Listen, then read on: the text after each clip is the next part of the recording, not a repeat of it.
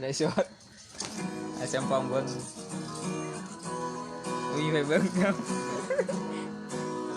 ใจดาวมีอยู่แล้วจะ2 คนคืนนี้ฉันจะปลดจะปล่อยให้ลืมทุกเรื่องที่ผ่านจะขอแค่รักสนุกแต่ไม่ผูกพันขอโดนเทผู้สาวเด้อผู้สาวหน่อยจะขอแค่เมาแค่มันแค่ออกไปมาเด้อกินเบียร์เด้อ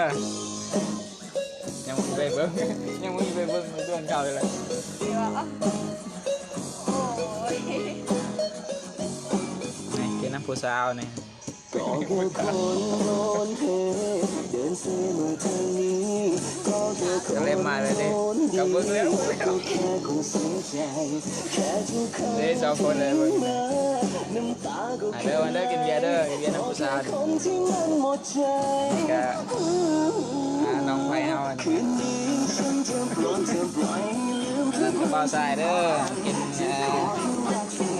กินคนโดนแพ้คนหนึ่งอยากจะลืมเรื่องเธอคนนั้นจะขอแค่เมาแค่ไม่แค่ออกไปตืดก็แค่อกหักช่างมันตัวกูยังไม่ตายก็แค่ทุกคนใจร้ายมากินเบียร์เด้อกินน้ำเบาสายเจ้าภาพเพิ่น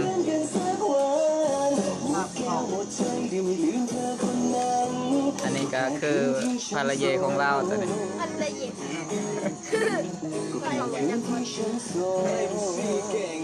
จับไปเลย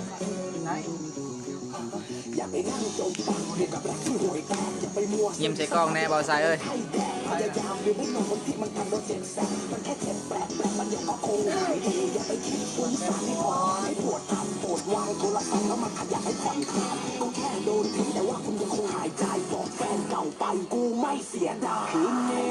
ต้องใส่ดีเบาสมปองก็เล่นมาจะขอให้รักสนุกแต่ไม่พูดคนโดนแทงคนหนึ่งอยากจะไม่ลืมเธอคนนั้นจะขอแค่เมาแค่มันแค่ออกไปก็แค่อกหักฉันมันตัวกูยังไม่ตายก็แค่ทุกคนใจร้ายหลอกมันก็แค่นั้นถ้าใครความโสดคืนนี้อยู่เป็นเพื่อนกันสักวันหมดแก้วหมดใจก็ลืมเธอคนนั้นก็แค่อกหักฉันมันตัวกูยังไม่ตายก็แค่ทุกคนใจร้ายหลอกมันก็แค่นั้นส่วนในกอบมาเนี่ยมากินน้ำผู้สาวนี่ผู้สาวงามๆผู้สาวมาที่ไทยได้เป็นธรรมดาเลยนี่ก็มาต้นแรกนี่ก็แค่คืนที่ฉันโสดก็แค่คืนที่ฉันโสดพามาเป็นยังยูนเนี่ยฮะก็แค่คืนที่ฉันโสดแค่เกิดนี้ก็แค่คืนที่ฉันโสด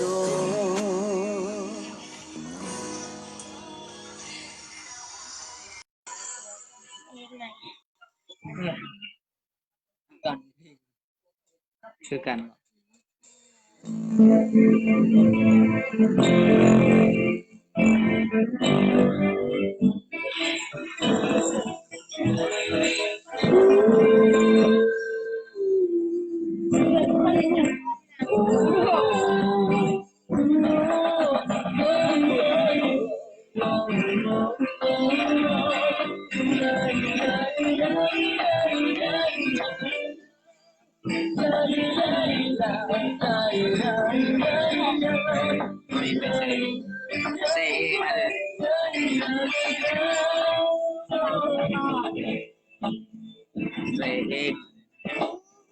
สาว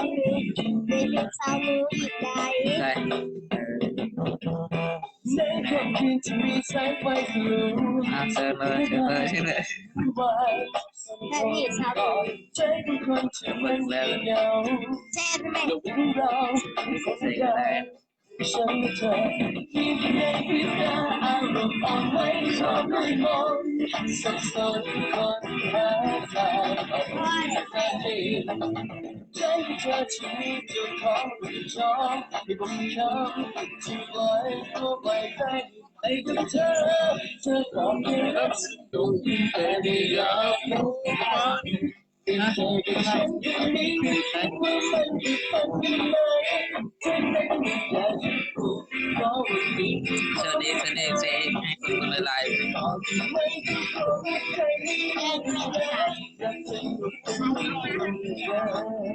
ใส่มาเลย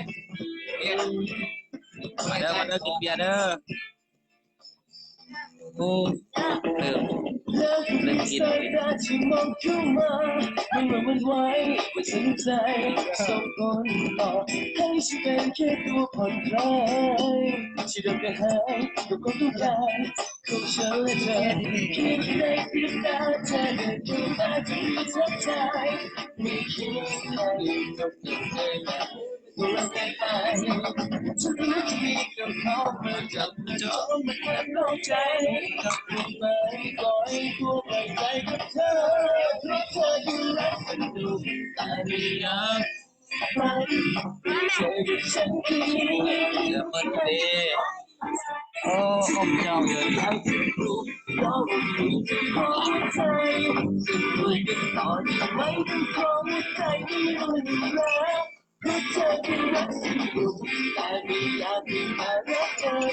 จะคิดจะพูดจะอ่านอกจะเซ็นโนเธอมีแต่แล้วจะขอหัวใจมีอยู่รู้แต่เรื่องก็ไม่ดีแล้วโอเคเธอมีแฟนแล้วไม่ต้องไปคิดให้มันเป็นทุกข์มันสนุกก็ไม่รู้ว่า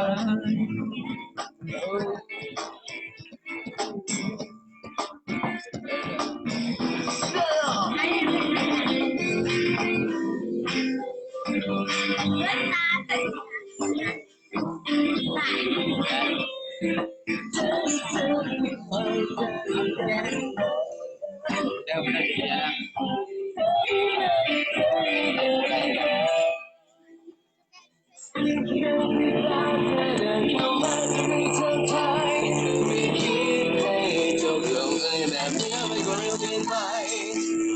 จะมีเจ้าของมาจับเปิดท้องมาแอบนอกใจคงไม่ปล่อยตัวปล่อยใจกับเธอเพราะเธอเคยรักฉันอยู่แต่ไม่อยาก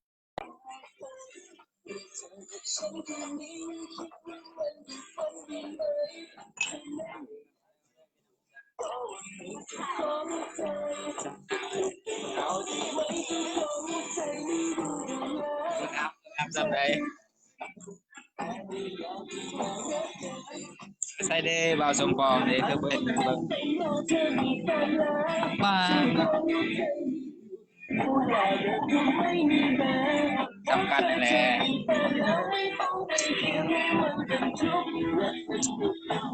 ยกมาได้เติมน้ำแข็งดิใช่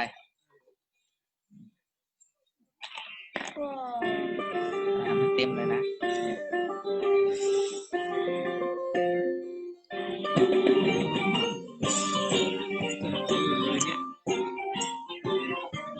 มาเด้อกินเบียร์น้ำกันเด้อ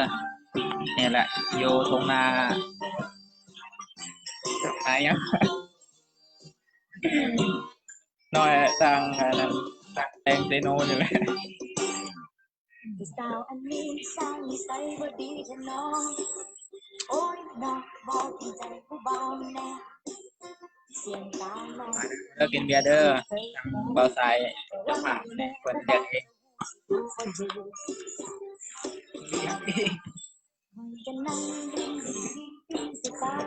อันนี้ก็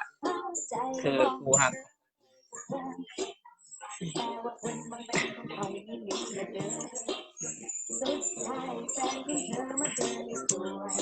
คือผู้สาวโสดเด้อยังไม่มีไฟหรอวะหมดอยู่บอกเคยเจอผู้สาวเจ้ามาก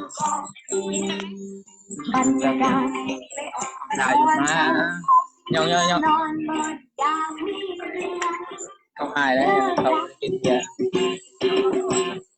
แค่ออกมาท้องเกือบได้นอนตาได้ลอง ตายนะ ออก โทร มา ศัพท์ ชิมเมาเกือบได้เข้าโรงพยาบาลน้องยอมผู้สาวเสื้อขาวไปวิ่งให้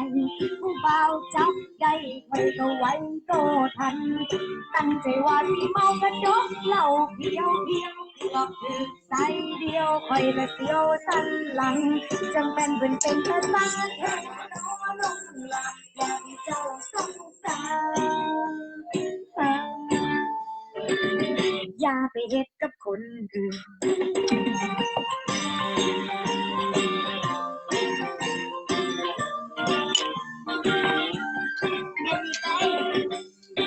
แซ่บ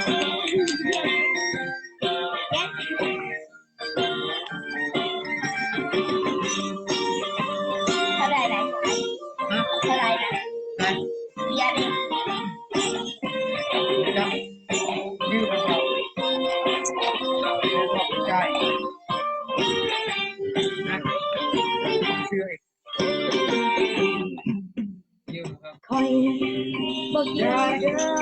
บอกเคยเจอสาวเจ้ามาก่อนบรรยากาศดีเลยออกมาทอนเกาว่าเมาสิเมื่อนอนบ่ได้อยากมีเรื่อง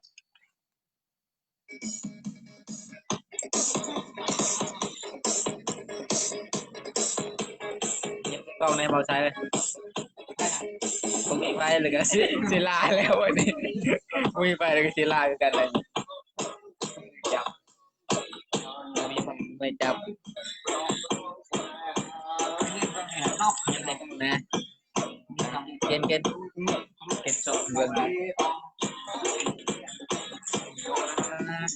แซ่บเลย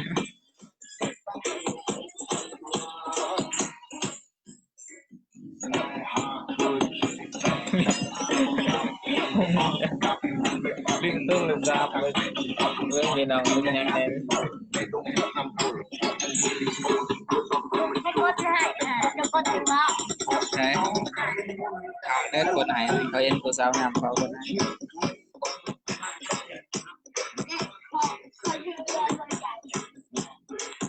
ไปไหน